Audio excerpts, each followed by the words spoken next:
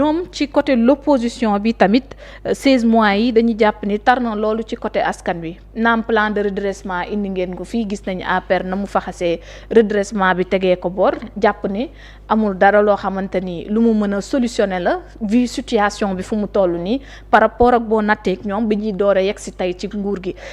gis nañu redressement fiscal yi dajale nañu ko gis nañu nee nañ ñi dund gi xojee askan wi maanaam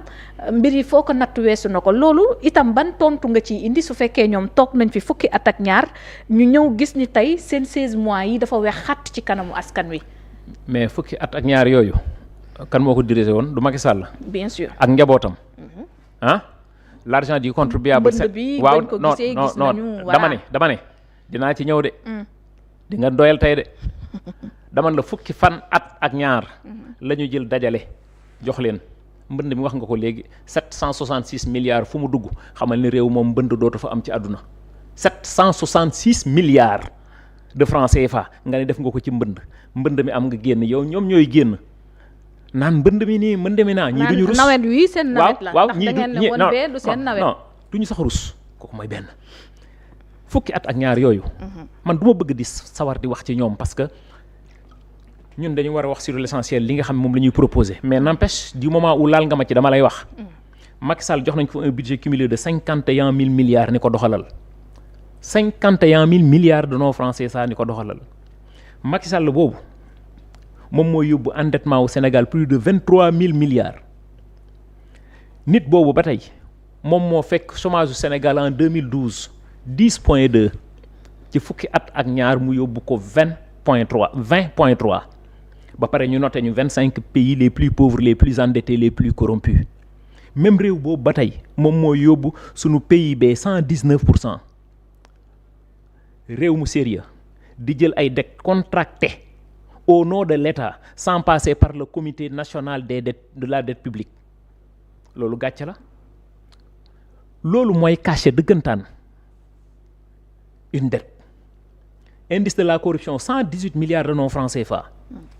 plan décennal d'inondation 766 milliards nañu ne def nañ ko ci inondation yi barki démb yaa ngi dégg ñu ni immeuble boobu ñu loué doon fay 40 millions par weer ba ci ak ñu yóbbu ko 50 millions par weer ndeke immeuble ba dañ koo jënd ba pare état continué di fay novembre 2021 la ñu créé SOGEPA à titre onéreux ou gratuit état war a mën a jël ay biem jox ko kooku moom moo dem leb 330 milliards de nos francs CFA war a fay 24 milliards par année endettement Petrosen wax naa ko sànq dañoo lebal leb ba amuñu fu ñuy lebe ñu wëlbatiku jël société nationale di leen lebloo Petrosen janvier 2020 dañ ko lebloo 500 milliards BP ñu lebloo ñu dem ci BP leb ko 174 milliards dem ci Cosmos leb ko 8 milliards 700 kon bu fekkee ne loolu yëpp ñëw na tey jii yow war ngaa fay 468 milliards ci BRT 18 kilomètres war nga fay ci TER 1000 milliards 16 kilomètres war nga fay autopont yi ngay gis nii 12 à 13 milliards par autopont nga war ko fay benn société bu nekk France bu tudd Matière war nga fay stade Abdoulaye Wade 156 milliards war ngaa fay Arena 66 milliards autoroute yii nga xam ne da nga leen gis xam lan la ñu ko facturer benn kilomètre de route bu nekk minimum laa wax 3 milliards de francs CFA la te ressources yi ñuy defaree tali yi mu ngi ci biir réew mii li ko daggee ci emprise ci li ko daggee ci couche de base bi couche de fondation sous couche ba ci revêtement lépp mu ngi sunu réew nga ñuy facturer benn kilomètre 3 milliards mais nag c'est normal parce que Omar Youm fii la génn taxaw ni surfacturation du délit ci Sénégal maanaam réewu Sénégal moo nekk réew moo xamante ni liñ doon di moo doon surfacturation commission et rétrocommission ci même nit boobu même réew boobu tey ñoom ñoo dem tey jii jël SICAD def fa 59,6 milliards te da nga ko war a fay endettement maison des Nations Unies bi nekk fële Diamniadio ñu ngi ci def 175 milliards ñu tabax ko ci li nga xam ne moom mooy 14 hectares loolu ñu war koo fay ñaata milliards la loolu subvention annuelle yow nga koy def TER bii da nga fa am subvention annuelle boo xam da ngay génne 15 milliards tey jii inondation yi wax naa ko léegi en 2012 ba 2014 le président Macky Sall joxe na fi 12 blocs de pétrole 12 blocs de pétrole soo bëggee après ci kanam mën naa la koo génnee wan la ko 12 blocs de pétrole joxe na ko ci biir réew mi nga xam ne moom moo fi nekk. tey jii ci même réew bii bi ñu defee audit technique sur les titres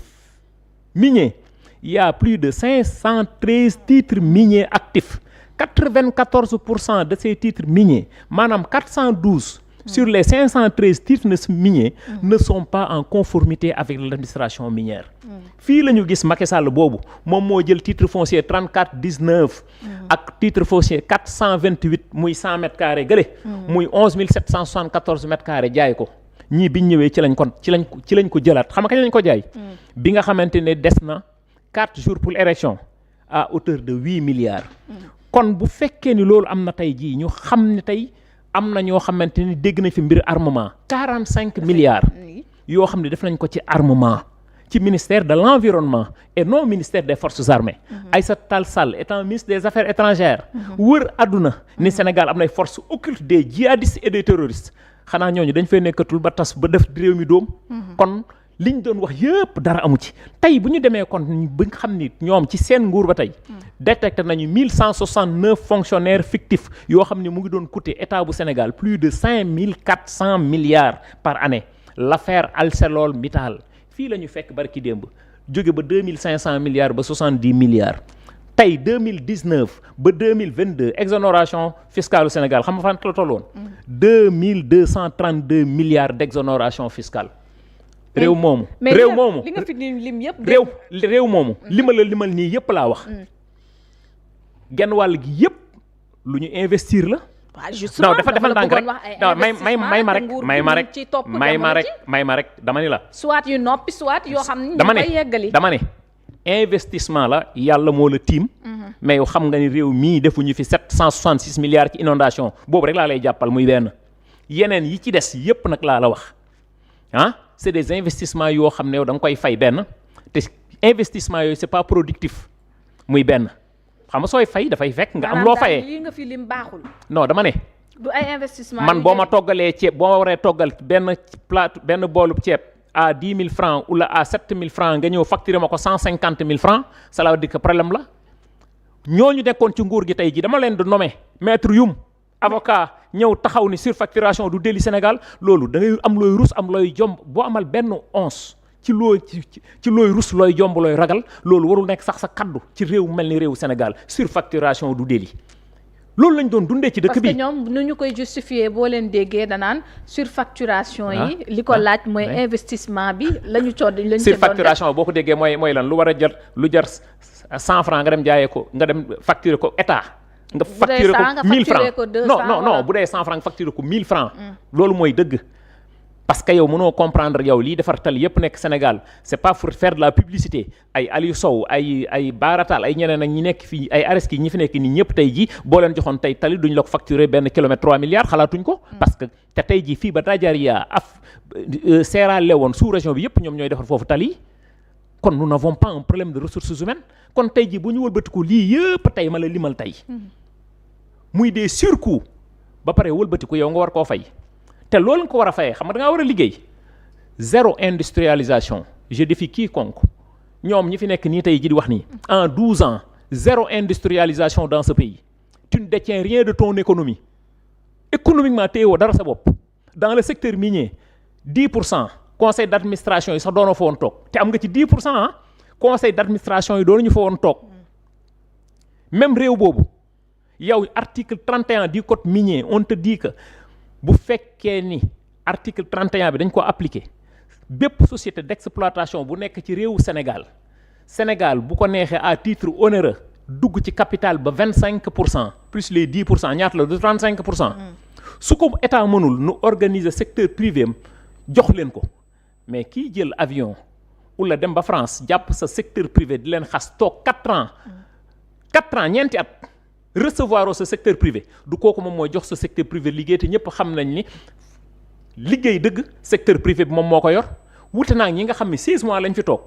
xoolal li ma lay wax secteur privé bi fu Ousmane Sonko dem chef du gouvernement ñoom ñoo koy topp à leur propre frais xam nga lu tax parce que xam nañ ni dañuy leen di wutal ay partenariat privé. juste da nga wax lu am solo mais ñoom ñu jàpp ni seen plan de redressement bii. oui. tëggin wa baaxul. beneen bi dama cee jotuwoo egg plan de redressement bu ngay wax xam nga man fan rek laa doon ragale. parce que ñoom fisc bi jaaxal na leen. xam nga 90% bi ñu tënk ci impôt xam nga ce n'est pas dans la vitesse et dans la précipitation qu'on règle les urgences d'un pays. Deuxièmement, bépp programme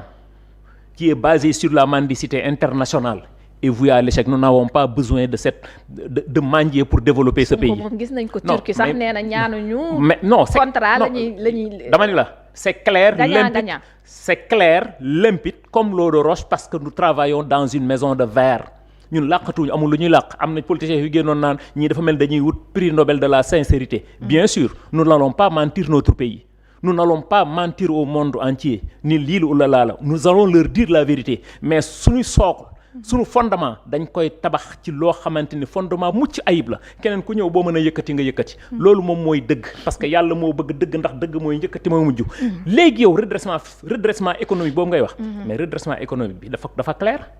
redressement économique endogène la. ci suñuy ressources bopp ñun sama bopp ma la gënal du bañ naa la. nous voulons des politiques structurelles et non conjoncturelles. des économies endogènes et non exogènes. kon bu fekkee ne ñun dañu taxawal benn plan de redressement économique cette endogénéité bi nga xam ne moom la ñuy incarner cela veut dire que ni tey jàpp nañ ni gis nga ko suñuy exportation yokku na. suñuy importation wàññeeku na. ñëpp xam nañu ñi di woon fay l'impôt tey ñu ngi fay benn trimestre 962,5 milliards de nos francs CFA cela veut dire que ni lu fi amul woon bu fi amee gan gi la ab àll li fay ñuul moo dem ñàkk cela veut dire que ni les gens sont en train nit ñi dañu war a poser seen bopp question xam nga mooy lan. ñii fan la ñuy jaar pour fay salaire. Banque mondiale moom moo ñu perfusionné FMI moom moo ñu perfusionné te ñu ngi fay dette yi nga xam ne bàyyi nañ ko fi ñoom ñëpp laa wax échéance bu nekk ñu ngi koy fay. Normalement amuñu benn problème. benn Pape Malick Ndour moom di sànni gëtu critique ci rapport budgétaire bi. ay dem benn parlons des choses sérieuses ay Pape Mbaye Ndour yi du ma wax seen wax waaye tamit ñii tamit c'est des minables yow it ñii dinañu wax seen i wax. déet waay non c'est des minables ces gens là ils ne cherchent que du buzz rek la ñuy wër mais ay Pape Malick Ndour yow nga taxaw nga ni yow économiste nga mu ne moom économiste lay waxtaan lay mën a defal débat. ñun la kaay ñu boole la ak Baabo tu refuses. moom Sonko lay xaar. non yow kan lay xaar waaw nañ wax ci leneen waaye ñu avancé. da nga tudd sàng Omar Youm ñu gis ne point boo xamante ni la daf ko laal mu suscité beaucoup de polémique. muy par rapport li fi jotoon a xew ci 2021 ba jàpp 2024. keroog sunu confrère ba mu ko dalalee dafa jàpp ni loolu ñu jàppee ni. jëyee la ba tax nit ñi faatu maintien de l'ordre ci cadre normal la amee. lu maintien normal la ci cadre normal la amee. dans un pays sérieux benn balu fetal bu reyee nit dinañ xam ban bala ko rey. vous êtes d'accord avec moi. ah j'ai été sous les drapeaux nag nga xam loolu. ah bon waaw nit bu dee ci balu fetal. war nañoo dans un état sérieux war nañoo xam bal fetal bi ko rey ban bal la 7 la 7,5 la 9 millimètres la est-ce que état def nañ expertise balistique comment ça s'est passé nangam ak nangam ba ñu nekk ñaata 80 lan 3. déggagul nga fi ñu taxaw ni bal bi nii wala naa dans un état sérieux nag laa la wax nga taxaw loolu mooy maintien d'ordre moom mooy jël fusil bal réel à bout portant dóor nit. fusée xool nit sa ay directeur ba mu neex la ni ko paw loolu mooy maintien d'ordre li ma la mën a wax loolu j'ai pas de commentaire à faire sur ça. un ancien ministre. xam nga lan laa ciy mën a wax xam nga lu ma ci mën a wax. képp ku fi def crime économique et crime de sang tu vas le payer te kenn du ci protéger kenn et je suis d'avis man bu doon sama sago dama ne la du ñu toog sax 48 heures suba ñu démarrer ko mais comme ni ma ko waxee. le temps des hommes n'est pas le temps de la justice. Guy Marius Sagna mi ngi fëgg ci table bi. waaw ba noonu ñu ngi fëgg ci table bi non ñëppay fëgg ci table yi xam nga tax ñuy fëgg ci table ji parce que liñ leen may moo ëpp ñoom mënuñu toog fi def bu ne weng def seeni njombe def des crimes économiques et des crimes de sang ba pare ñu war leen bàyyi nii ñuy dox dugg du def lu leen neex di wax lu leen neex léegi ñoom ñooy wëlbatiku daan dañ ñuy menacer ñun te ñoom ñu def bu ne weng ñoo xam ne yow da nga doon taxaw rek photo leader ngay jël def sa page Facebook ñu ñëw ne la coppet wala nga takk bracelet ñëw ne la coppet bu nekk gis nañ ko fii dëgg loolu dëgg ah ci ñaata toxtu la ñu toog tas ci Pastef pourtant ñi mënoon nañu def loolu defuñu ko parce que jàpp ñu ni loolu mooy gouverner. Parti socialiste ci bus yii transport public yii jamonoy Sotrac lan la woon du vert blanc Abdoulaye Wade bu ñëwee lu mu indi jëlul vert blanc sànni ko fële peinture ko peinture am zone bleue. APR ñëw dindi zone bleue fële indi fa leen marron beige. waaw ñii bi ñëwee lu ñu fa indi vert jaune rouge c'est ça le patriotisme. loolu mooy jubbanti. non dégguma la c'est ça le patriotisme moo tax man fierté la ci man bu may jàkkaarloog Sénégalais di waxal pour sama réew moi je me bats pour mon pays. Serigne Bassirou Gueye tey li ma gëm gis nga sa patriotisme là chevillé au corps de la tête jusqu'au bout de nos ongles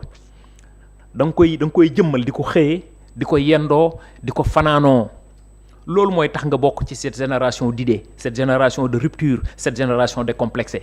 Gouvernement yi fi jaar yëpp amoon nañu xam-xam amoon nañu ay plan amoon nañu mais xam nga lan moo leen manqué woon le courage politique. Ce courage politique là moom moo tax Ousmane Sonko mën a jóge fii ñu ni dem na Chine président ba du ko recevoir président Chine recevoir na ko lu recevoir ko. yow laay laaj. waaw gis nañ ko recevoir na ko. dem na Turquie du ko recevoir. recevoir nañ ko lu recevoiruñ ko. dañ ko gunge sax. merci Diomaye amul fu mu duggul. ñu doon taxaw naa man Diomaye booree toog ak président France mu dem toog ak président États-Unis ak Russie ak ñëpp taxaw nekk fierté Afrique loolu mooy gëm sa bopp dëggal sa bopp ñu gëm ni toujours ñun nous n'avons jamais eu de souveraineté institutionnelle ñu taxaw ñu dëggal suñu bopp ni dañoo war a am constitution boo xam dañ koy mooñee suñu bopp ndax bi ñu am c'est du mimétisme institutionnel c'est celle de la France de 1958 kañ lañ jëloo indépendance 1960 ba léegi dëggul dëgg ana base française jëluñ suñuy base française ñoo ko moom loolu mooy indépendance au vrai sens du terme da ngeen ko diggee woon nag waaw non déggul ma la loolu mooy indépendance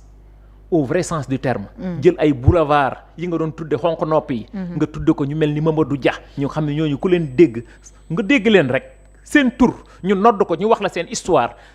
da ngay am fierté